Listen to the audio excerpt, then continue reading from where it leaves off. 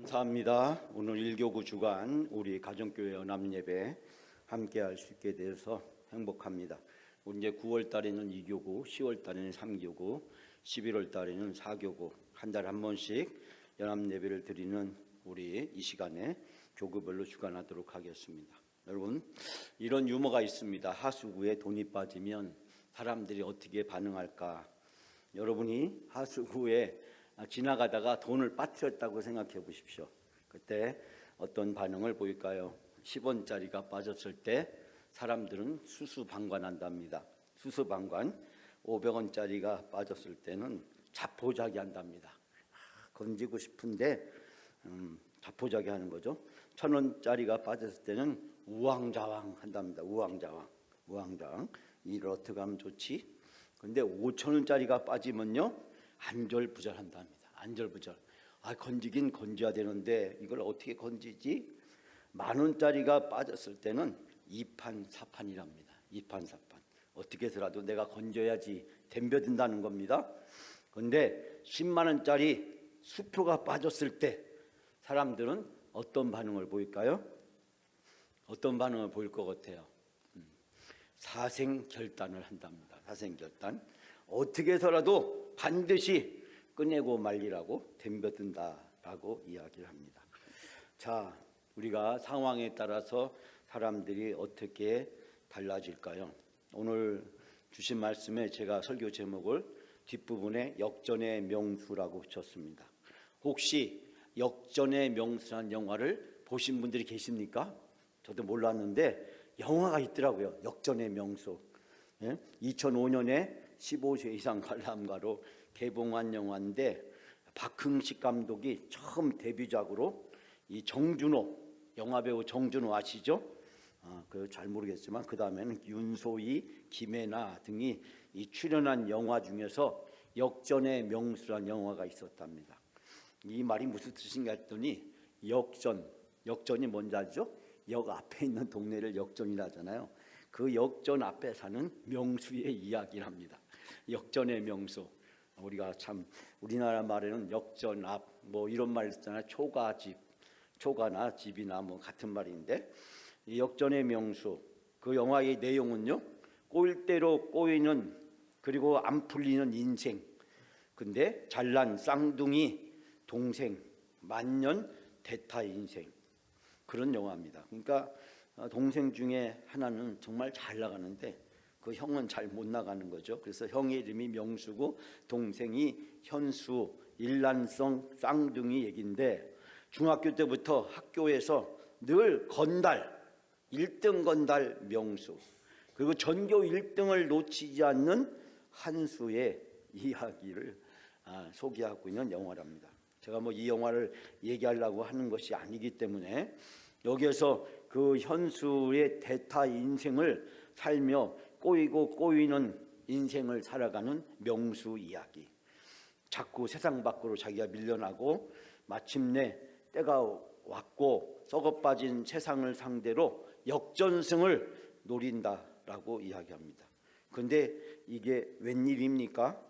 역전승을 노리려고 승부수를 던졌는데 은행 강도요, 파출소 총기 도난 사건, 여러 가지 사건들에 결국 얽매이게 되면서 썩어빠진 세상과 맞짱을 뜨고 인생 역전을 노리지만, 그러나 그 결론은 제가 모르겠습니다. 보지 않았기 때문에. 승률 0%, 과연 세상을 향해 명수식 통쾌한 역전승을 이뤄낼 수 있을까? 그렇게 인터넷에 써 있더라고요. 이 영화에 대해서 이야기하기를, 승률 0%, 과연 세상을 향한 명수식의 통쾌한 역전승은 가능할까? 제가 오늘 역전승을 대반전이라고 얘기할 수 있겠죠. 대반전, 우리 역전의 명수는 과연 무엇을 얘기할 수 있을까요? 자, 성경에서 보게 되면 역전의 주인공이 되는 그런 아름다운 이야기를 소개하고 있습니다. 제가 며칠 전 새벽기도 때 잠깐 조금 얘기한 적이 있었는데요. 성경에는 수없이 많은 역전을 보여줍니다. 그 중에서 이 사무엘상에 보면은 역전의 명수들 얘기를 쭉 이 사무엘상하에서 소개를 하고 있는데, 첫 번째는 한나와 분인나입니다. 여러분, 한나는 본초고 그다음에 분인나는 후초잖아요. 둘 사이에 누가 주류입니까? 한나가 주가 되고 그 분인나가 그 한나를 대신하는 대타잖아요. 그런데 어떻게 됐습니까?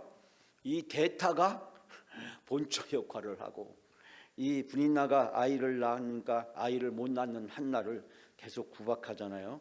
자기가 마치 뭐가 된 것처럼 본처가 된 것처럼. 그런데 한나가 간절히 기도하고 하나님 앞에 통곡하며 기도했을 때 하나님이 한나의 기도를 들어주십니다. 그래서 한나와 분인나의 사이가 또다시 역전되는 이야기를 펼쳐줍니다. 한나의 통곡 기도, 그 기도가 모든 새로운 역사를 시작하게 만듭니다. 사사기의 그 절망적인 상황에서 하나님은 한 여인의 그 불임 여성의 기도, 그 기도를 들어주시고 아이를 주시고 그 아이를 하나님께 바친 그 한나를 통해서 하나님은 놀라운 일을 하십니다. 여러분, 한 여인의 기도가 세상을 바꾸고 역사를 바꾸고 미래를 바꿉니다. 우리 한 사람 한 사람의 기도를 우리가 하찮거나 보잘것없다고 생각해서는 안 된다는 사실을 발견하게 됩니다. 여러분, 그 사사시대의 그 캄캄하고 어두운 그 절망적인 상황, 근데 그 절망을 희망으로 바꾸는 한 여인의 이 통곡기도 얼마나 놀랍습니까? 여러분, 한 분 한 분의 기도에 하나님이 어떤 역사를 나타낼지 알 수가 없습니다. 하나님은 어떻게 역전의 대반전을 펼치실지 우리는 예측하기가 어렵습니다. 성경에 보면 이런 이야기로 가득 차 있음을 발견하게 됩니다.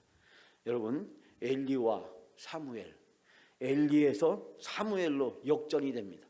엘리는 누굽니까? 40년 동안 제사장이요 사사요 이스라엘을 이끌었던 지도자였습니다.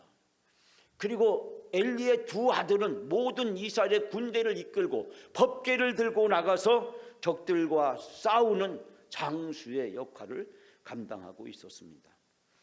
그런데요, 여러분, 이 엘리 하나님의 말씀을 듣고 그 말씀을 이스라엘 백성들에게 전달하는 제사장이자 선지자 그리고 사사, 그에게요 하나님의 말씀이 들리지 않습니다. 하나님의 말씀을 듣고 백성들에게 전달하는 것이 그의 주 업무이자 사명이자 그가 해야 될 일인데 그의 귀에 하나님의 말씀이 들리지 않습니다. 한 번, 두 번, 세 번, 네 번 하나님의 말씀이 이 엘리 제사장의 귀에 들리지 않습니다. 그런데요, 어린 사무엘의 귀에 하나님의 말씀이 들립니다.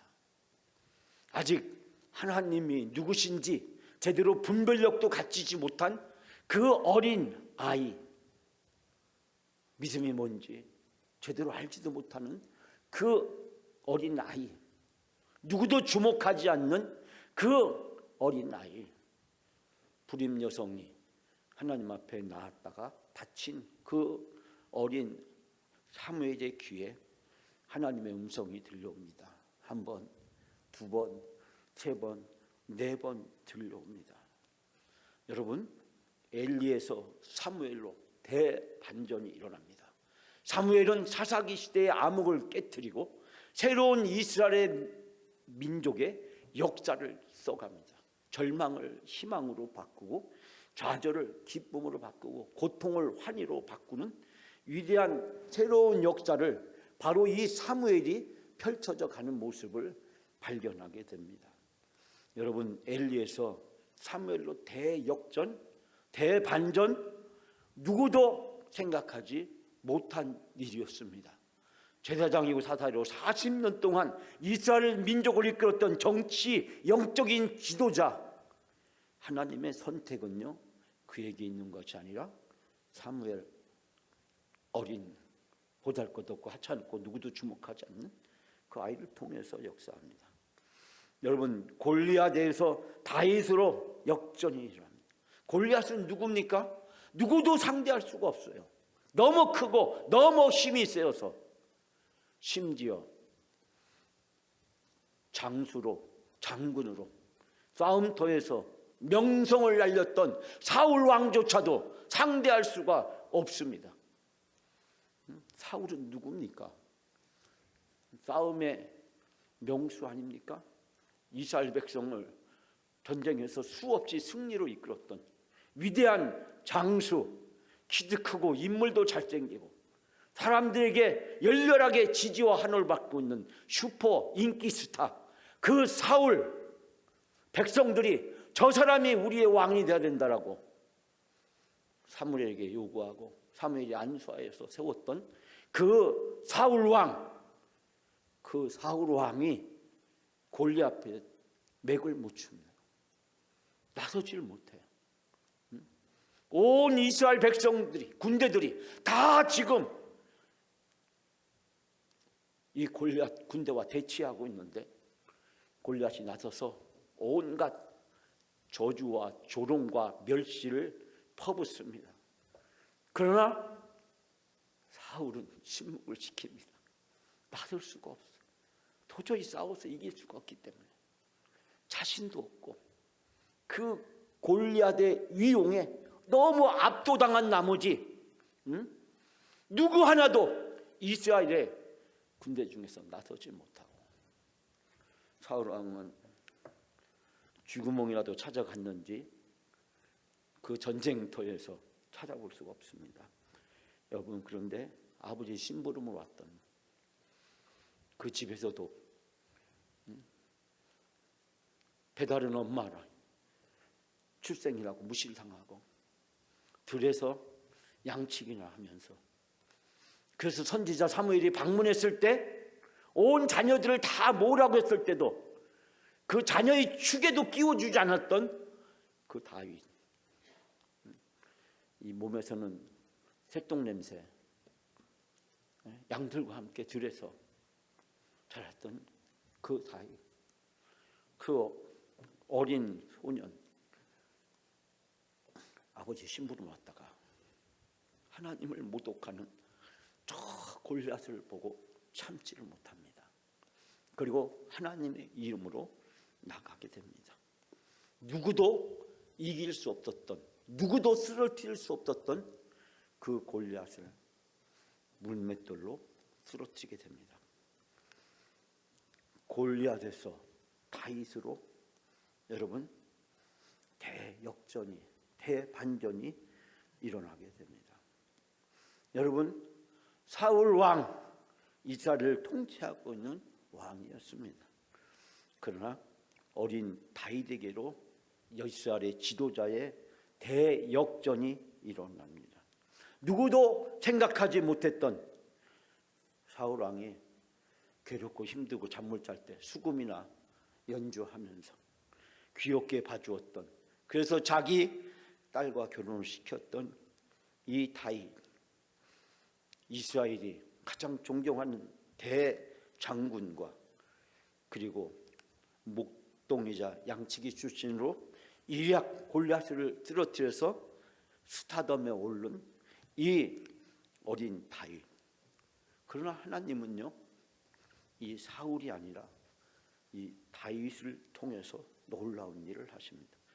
여러분, 성경에 보면 이와 같이 우리가 상상과 예측을 벗어난 이성을 가지고 우리가 판단했을 때 우리의 계산과 너무 다른 결과를 만들어내는 역전의 놀라운 장면들, 대반전의 장면들을 우리가 발견하게 됩니다.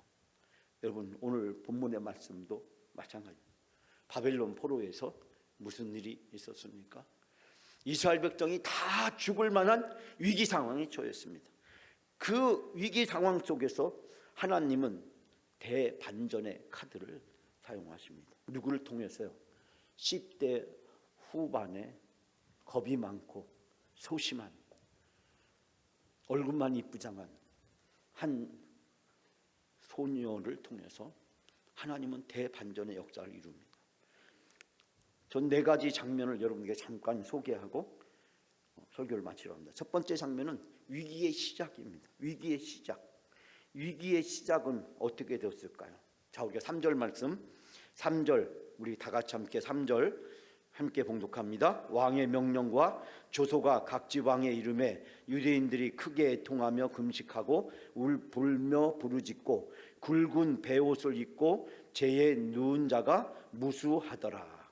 여러분, 위기의 시작은 어디에서 시작됩니까?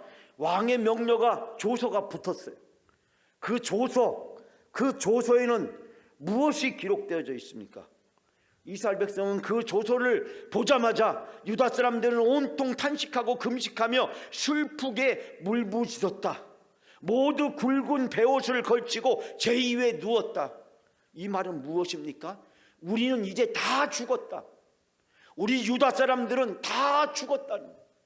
그 조서, 벽에 붙은 그 조서 한 장이 바로 온 유다 사람들은 이제 다 죽었다라고 하는 사망 예정서가 바로 그 조서 한 장에 기록되어 있었습니다. 근데 그 조서가요, 바로 이 대제국의 각 지방마다 다 전달되었고 사방팔방 벽에 붙었다는 것. 유대인 사망 예고서라고 해야 될까요? 사망 예측서라고 해야 될까요? 그 한 장으로 위기가 시작되고 이스라엘 백성들은 다 죽게 되는 절망적인 상황에 처하게 되었습니다. 여러분, 오늘 우리가 처해져 있는 한국 교회의 상황, 우리 교회의 상황, 또 많은 교회의 모습들이 상당히 많이 어렵습니다. 제가 어떤 분과 얘기하면서 10년 전에 우리 영광교회 교회학교, 10년 전에 우리 영광교회 교회학교, 20년 전 우리 영광교회 모습은 어땠을까요? 그런데 왜 우리는 20년 전 우리 영광교회 모습, 10년 전 우리 영광교회 모습, 그렇다고 한다면요, 앞으로 10년 후의 영광교회 모습 우리가 생각해 봐야 됩니다. 왜냐하면 여기 있는 대부분이 그때도 살아 계실 거기 때문에, 그때도 이 교회에 계실 분이기 때문에. 제가 보니까 여기서 천국 가실 분은 10년 안에 아무도 안 계셔요. 10년 뒤에도 우린 여전히 있을 겁니다. 근데 이 자리에서 같이 예배를 드리고 있을 수 있을까요? 우리와 함께 예배 드릴, 오늘 이 예배에 나오진 않았지만은 저 20대, 20대, 30대 중에 누가 있을까요? 여러분, 세계 교회가, 한국 교회가, 우리 교회가 어렵다, 힘들다. 마치 오늘 왕의 조서, 한국 교회는 이제 더 이상 부흥할 수 없는가? 한국 교회는 이대로 몰락해 가는가? 사망 진단 예측서를 우리는 받아 놓은 것처럼 많은 사람들이 좌절감에 빠져 있습니다. 20년 뒤에, 20년 전에 우리 영광교회 모습, 10년 전에 우리 영광교회 모습, 그리고 지금 우리의 모습, 그리고 앞으로 10년, 20년 뒤에 우리의 모습. 제가 보니까 20년 뒤에도 천국 가실 분들은 우리 한두 번 빼놓고는 다 여기 계실 것 같아요. 응? 자, 위기의 시작을 알리는 이 왕의 조서, 우리의 조서에는 뭐라고 쓰여져 있습니까? 오늘 영광 조서에는 뭐라고 쓰여져 있어요? 영광교에 붙은 방에는 뭐라고 쓰여져 있겠습니까? 두 번째 장면은요, 제가 여러분과 같이 나누고 싶은 것은 에스더의 갈등입니다. 에스더의 갈등. 자, 11절 말씀, 11절 다 같이 함께 봉독합니다. 왕의 신하들과 왕의 각 지방 백성이 다 알거니와 남녀를 막론하고 부름을 받지 아니하고 안뜰에 들어가서 왕에게 나가면 오직 죽이는 법이요 왕이 그 자에게 금기를 내밀어야 할 것이라. 이제 내가 부름을 입어 왕에게 나가지 못한 지가 이미 30일이라 하라 하니라. 아멘. 여러분, 이 왕의 조서 앞에 모든 이스라엘 백성이 다 죽었다고 생각하고 있을 때 오직 한 사람, 모르게는 하나님의 대안이 있을 것이다. 하나님은 이 때를 위해서 뭔가 준비해 놓은 것이 있을 것이다 라고 생각합니다. 그는 누구입니까? 바로 아수로 왕의 아내였던 어린 유대인 소녀 에스더였습니다. 10대 후반에 예쁘장하고 소심하고 그러나 너무나도 약해 보이는 어린 에스더였습니다. 모르드게는 하나님이 이스라엘 민족을 여기에서 이렇게 다 죽도록 하나님이 내버려 두지 않으실 것이다. 하나님은 이 모든 것을 알고 계시며 하나님은 이미 계획을 세워놓고 계셨다. 바로 아수르 왕의 왕비였던 에스티가 폐위되게 만들고 그 사이를 와스디를 데려서 이 에스더가 왕비가 되게 하고, 여러분 이 하나님의 놀라운 경륜은 우리의 상상을 초월하게 펼쳐집니다. 이 훗날 이 아수르 왕과 에서사에 낳은 아들이 아닥사스다 왕이고, 이 아닥사스다 왕 때 술 맡은 관원장이 바로 느헤미야였고, 왕의 최고의 측근이자 신뢰하는 사람이었던 그 느헤미야를 저 예루살렘에 2번이나 보내서 예루살렘 성벽과 성전을 재건하는 일에 헌신하도록 하고 물심양면으로 전폭적인 지원을 하게 만듭니다. 어린 소녀, 부모도 없고 외삼촌 밑에서 자라났던 그 어린 소녀 하나를 통해서 하나님이 하신 것은 온 이스라엘 민족을 살리고 뿐만 아니라 더 나아가서 저 예루살렘을 회복하는 놀라운 하나님의 계획 속에서 하나님이 사용하는 것을 발견합니다. 하나님은 이미 다 계획이 있었다. 여러분, 하나님은 계획이 다 있었다. 그러면 우리를 향한 하나님의 계획은 무엇일까요? 이 모르드게의 요청 앞에서 에스더는 자기의 본색을 드러냅니다. 그 본색은 무엇입니까? 연약함입니다. 나는 할 수 없어요. 나는 할 수 없어요. 왕의 부름을 받지 않은 지가 벌써 30일이 되었어요. 왕이 나를 잃어버렸어요. 나는 왕의 기억 속에서 이미 사라져가고 있어요. 그런 어린 내가 왕이 부르지도 않는데 나가면 죽이는 것이 이 나라의 법인데 내가 어찌 그 법을 어기고, 설령 내가 법을 어기고 나간다고 할지라도 왕이 나에게 금귀례를 내밀어야 되는데 30일 동안 다른 여자한테 빠져서 나를 까마득하게 잃어버린 그 왕 앞에 내가 나가는 것이 무슨 소용이 있느냐? 응? 내가 왕 앞에 나간다고 한들 아무 소용이 없다라고 이야기를 합니다. 여러분, 이 소심한 한 에스더의 고민과 갈등은 우리 자신들의 자화상입니다. 우리 자신들이 하나님의 계획이 있음을 믿지 못하는 불신앙과 연약함, 하나님이 계획이 있으시고 하나님은 그 계획을 반드시 펼치시고 이루신다는 확신을 갖지 못하고 오늘 우리 자신의 연약함에 빠져서 우리가 해본들 무슨 소용이 있어?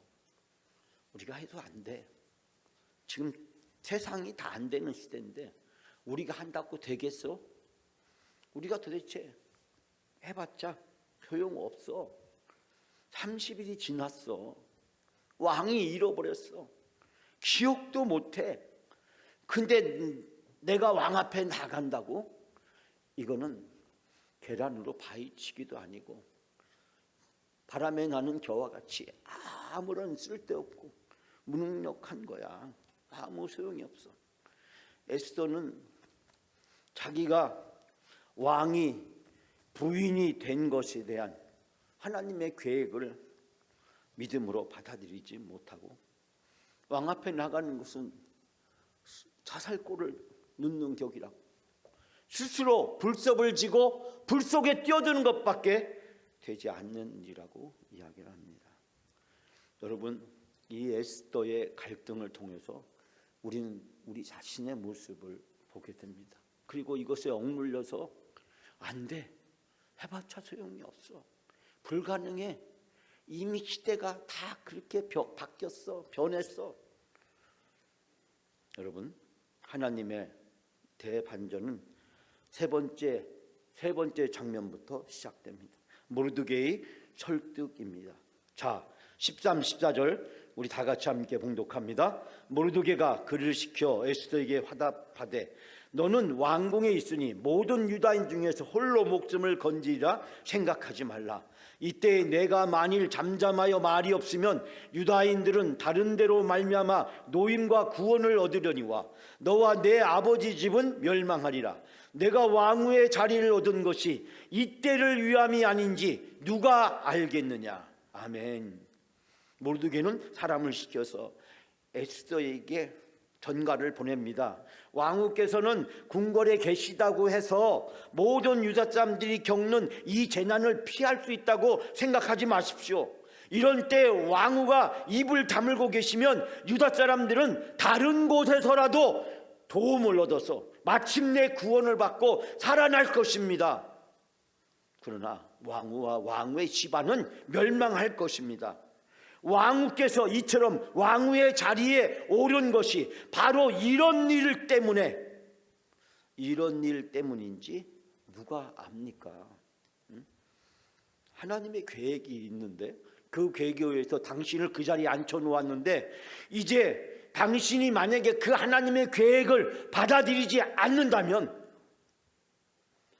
유다 백성들은 다른 방법으로, 다른 사람으로 하나님이 또 다른 계획을 통해서 구원할 것이지만 왕후와 왕후의 집안은 멸망하고 죽게 될 것입니다. 왜?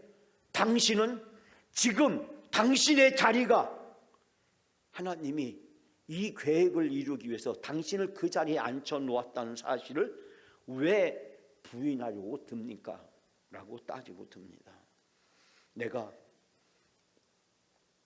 어렸을 때 당신을 그렇게 가르쳤냐고, 내가 당신을 그렇게 양육했냐고, 하나님을 바라보고 하나님을 믿고 하나님을 의지하고 하나님이 하실 일을 기대하고 가야지, 왜 당신은 하나님을 바라보지 않고 세상을 바라보고 거기에서 왜 판단을 하고 왜 거기에서 믿음 없는 행동을 하려고 하느냐. 내가 언제 당신을 그렇게 가르쳤느냐. 당신이 부모도 없을 때 내가 당신을 데려다가 우리 집에 양육하고 가르칠 때 내가 언제 그렇게 가르쳤냐. 여러분, 에스더 보면 두 번이나 걸쳐서 모르드게가 이 에스더를 양육했다라고 하는 표현이 등장하고 있습니다. 이 바벨론 포로 시대에 다니엘과 세 친구들 그리고 에스더, 느헤미야 같은 위대한 명품 신앙이 나올 수 있었던 가장 중요한 이유는 회당에서 하나님의 말씀으로 그들을 철저히 훈련하고 양육시켰기 때문입니다. 모르드게는 준엄하게 에스더를 꾸짖고 책망합니다. 당신도 집안도 다 멸망하게 될 것이다. 당신은 둘 중에 하나 지금 선택해야 된다는 것입니다. 살 길을 선택하겠냐? 죽을 길을 선택하겠냐? 하나님을 선택하면 죽을 것처럼 보이지만 살게 될 것이고, 하나님을 선택하지 않으면 살 것 같지만 반드시 죽으리라. 그 준엄한 책망과 심판을 에스더에게 선고합니다. 여러분, 죽을 것 같지만 살고, 살 것 같지만 죽는 길, 이 두 가지 길 중에서 믿음의 길, 신앙의 길, 우리가 선택해야 될 길은 세상에서 죽을 것 같지만 하나님 앞에서 사는 길, 그것이 바로 우리가 선택해야 될 영생의 길이고 하나님의 예수 그리스도의 상속자로 우리가 선택해야 될 길임을 깨닫게 됩니다. 마지막 네 번째 장면, 에스더의 결단입니다. 마지막 16절 말씀 우리 다 같이 함께 봉독합니다. 당신은 가서 수산에 있는 유다인들을 다 모으고 나를 위하여 금식하되 밤낮 3일을 먹지도 말고 마시지도 마소서. 나도 나의 시녀와 더불어 이렇게 금식한 후에 규례를 어기고 왕에게 나아가리니 죽으면 죽으리이다 하니라. 아멘. 여러분, 바로 이 모르드게의 결단의 촉구 앞에서 세상을 향해서 죽지만 하나님을 향해서 사는 길을 에스더는 선택하게 됩니다. 하나님이 나를 위해서 이때에 이 왕궁에 보내셨고 왕비가 되게 하셨고 이 모든 것은 하나님의 계획임을 그는 받아들이고 인정하게 됩니다. 그러면서 나를 위해서 금식하며 기도해달라고, 나도 금식하며 기도하겠다고, 나도 내 시녀들과 함께 그렇게 금식하고 기도하겠다. 금식하고 기도했던 것은 목숨을 걸겠다는 것입니다. 이제 하나님께 목숨을 걸고 내가 왕 앞에 법을 어기고 나가겠다고, 그러다가 죽으면 죽겠다라고 그는 결단하고 고백합니다. 사랑하는 여러분, 믿음의 기도는요, 하나님이 되게 하십니다. 합심해서 간절히 기도하면 하나님의 역사가 이루어집니다. 생명을 건 기도를 하게 되면 하나님의 놀라운 능력이 나타나게 됩니다. 오늘의 위기가 기회가 되게 하는 것, 그것은 바로 기도입니다. 사랑하는 여러분, 이 기도로 인생 역전의 명수가 펼쳐지게 됩니다. 대반전에 놀라운 일이 생겨납니다. 왕의 조서로 모든 유대인들이 다 죽게 되었지만 유대인들은 다 살게 되고, 유대인을 죽이려고 했던 하만과 그의 일족은 다 죽게 됩니다. 대반전, 역전의 명수가 놀랍게 펼쳐지게 됩니다. 믿음으로 기도하면 죽을 것 같은데 살아나고, 믿음으로 기도하지 않으면 살 것 같은데 죽는 역사가 나타나게 되는 것입니다. 여러분, 우리의 미래에 대해서 하나님을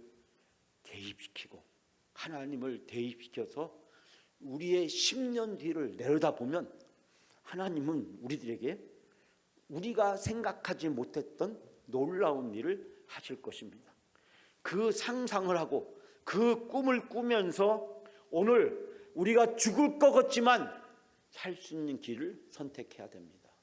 그것이 영광의 미래를 만들고 희망을 만들고 다음 세대들이 10년, 20년, 30년 뒤에 우리의 대를 이어서 우리 영광교회 아름다운 신앙의 유산을 이어가는 세대들로 세워질 줄 믿습니다. 죽을 것 같지만 사는 길이 바로 이 길입니다. 사랑하는 여러분, 바로 이 에스더의 기도, 우리 영광 가족들의 기도가 되시기를 주님의 이름으로 축원합니다.